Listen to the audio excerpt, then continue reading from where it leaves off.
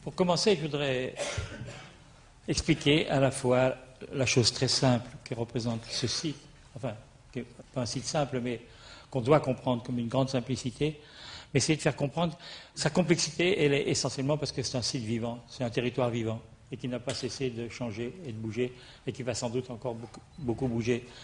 Et que la question de faire un projet sur un site qui est vivant est une question très difficile, parce qu'il faut énormément de doigté.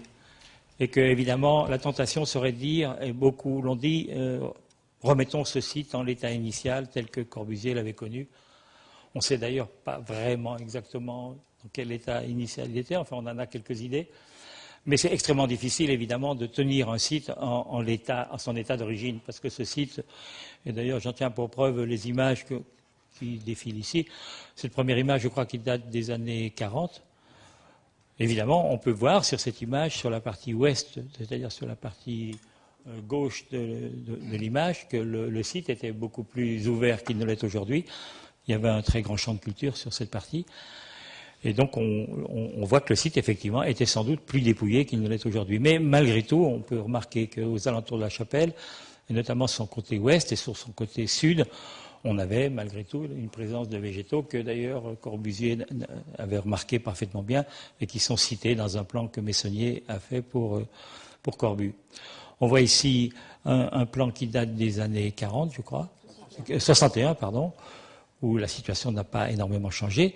On voit beaucoup plus, par contre, d'arbres dans la partie sud, mais il faut bien comprendre que ces photos aériennes sont des photos qui ne rendent pas compte de la topographie, et que, par exemple, tous les arbres qui sont au sud ici n'ont guère d'effet sur l'horizon, puisque entre le niveau de la chapelle et des arbres du trait rouge, à peu près, on a 10 à 15 mètres de différence de niveau.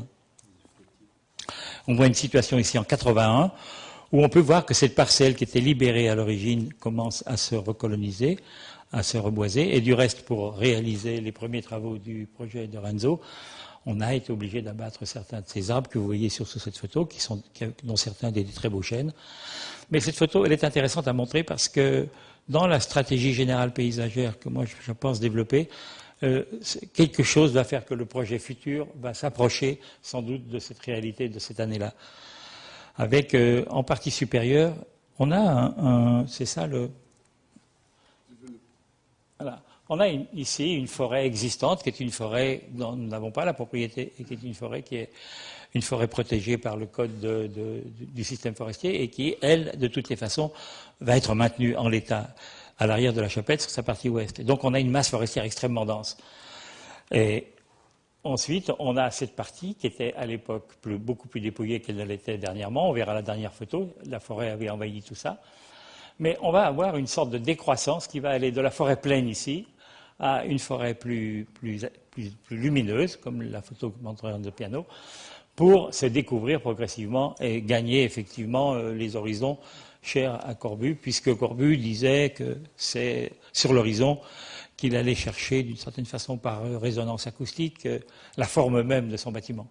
Et donc la question de ces horizons est une question qui ne peut pas être négligée. Voilà une photo plus récente où on voit que la forêt a considérablement gagné sur la partie ouest du site notamment, puisque l'emplacement sur lequel Renzo place les Clarisses est aujourd'hui colonisé par la forêt. Elle ne l'est plus à ce jour, puisque une partie de ce terrain a été défrichée pour les premiers travaux. Bon, je remonte cette photo pour, évidemment, on ne peut pas non plus dire que la colline de Ronchamp est une colline dénudée et sur laquelle serait placée la chapelle. C'est assez vrai au point de vue du sentiment. Lorsqu'on est autour de la chapelle, on a le sentiment que malgré tout, la question de l'horizon est très présente, mais il y a des occupations d'arbres quand même assez conséquentes, et notamment on le voit ici sur la partie ouest de la photographie, c'est-à-dire sur la gauche de l'image. On m'a demandé d'élargir mon point de vue, je l'ai élargi très considérablement.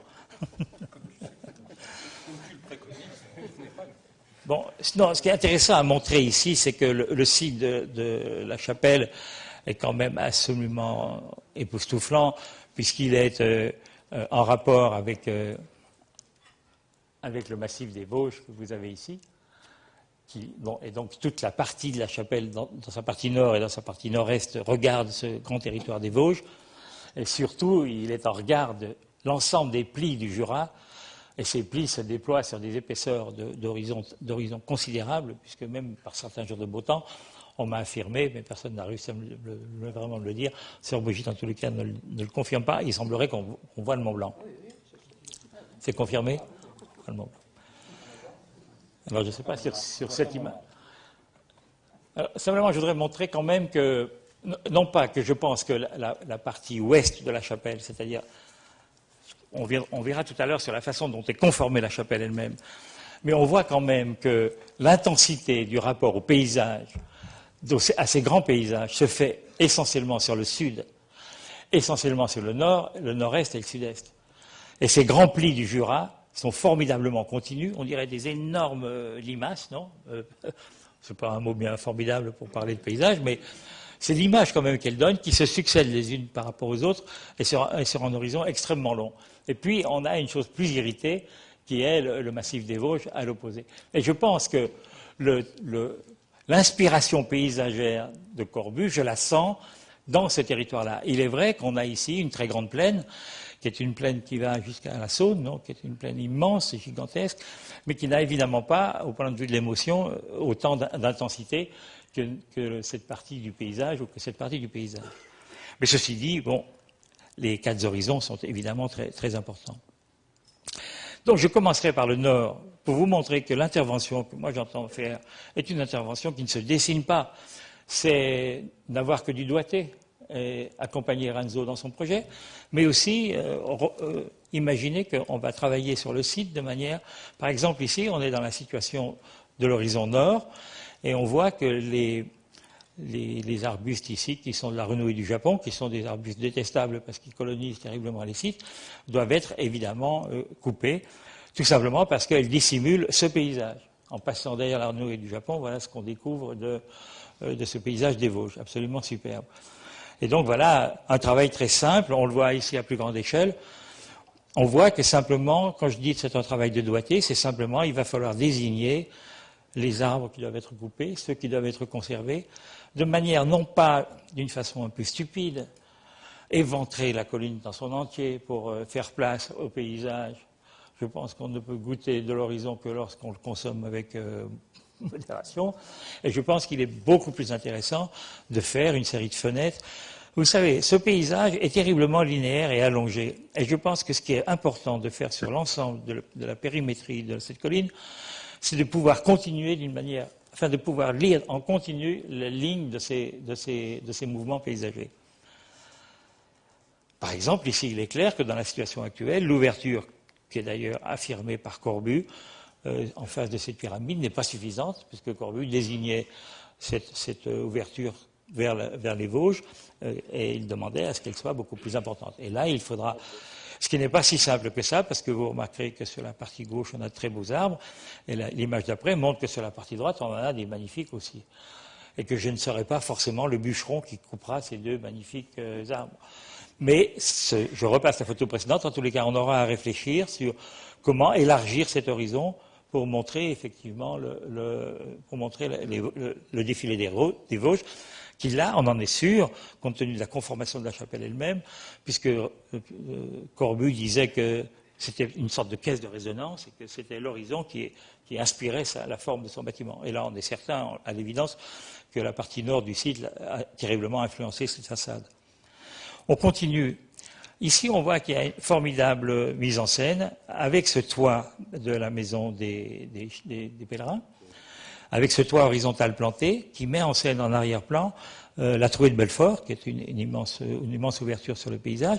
Et on voit que sur la partie droite, par contre, on a laissé les choses se développer abusivement.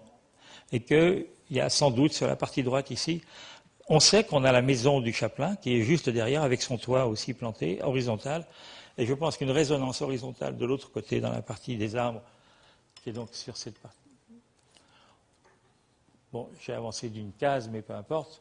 Voilà. Ici, je pense que le paysage est beaucoup trop fermé. Oui, ce qui me plairait, c'est de prendre cette... Attends, parce que finalement, j'ai trouvé la combinaison. Voilà. C'est de pouvoir établir la ligne de lecture de cela au travers de ces masses d'arbres qu'on pourrait très bien retravailler. avec plus ou moins de force et peut-être dans un temps plus ou moins long. Mais en tous les cas, de pouvoir rétablir la continuité de cette ligne. Et ça, nous sommes sur la façade sud. Sud-sud-est. Hein. Et on voit que le mal n'est pas pour l'instant le projet de Renzo Piano. Le mal est que voilà, ce site a vécu et qu'il s'est développé et qu'on n'a pas eu le temps, pas contrôlé suffisamment le déployer de ses horizons. On voit ici, c'est la très belle trouée de Belfort, qui est par contre très dégagée. Bon, je remontre ici une image qui montre effectivement la fameuse trouée de Belfort, avec la chapelle ici.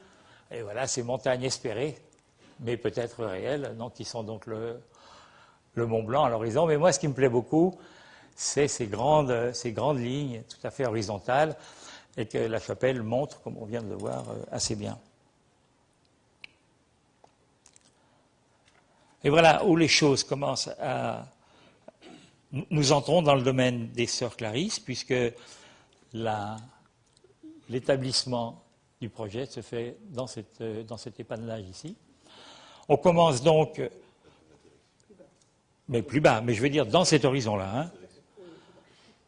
Alors, ce qu'on peut voir ici, ce qui est cherché par mon travail, serait cette forêt pleine ici, qui n'est pas discutable, puisque nous ne sommes pas propriétaires de ce terrain, que c'est une exploitation forestière qui est classée dans le site forestier et qui, à mon sens, ne devrait pas changer. C'est donc une dureté. On verra tout à l'heure que je pense que moi, personnellement, cette dureté ne me gêne pas, je dirais tout au contraire, je la trouve sympathique. Mais ce que je cherche, c'est d'imaginer qu'on partirait de la forêt pleine ici, qu'on dédensifierait la question des arbres de manière à laisser des trouées pour que cet horizon dont vous voyez ici les prémices puisse se lire en continuité. Et puis, c'est d'ouvrir beaucoup plus cette partie ici sur le sud, de manière à rétablir cette ligne de lecture. Voilà, ce trait indique à peu près ce que pourrait être mon travail, qui n'est pas une mise à zéro du site, une remise à zéro du site, mais un travail plutôt de faire transparaître lisiblement les lignes d'horizon au travers de certaines sélections des arbres qui pourraient être faites.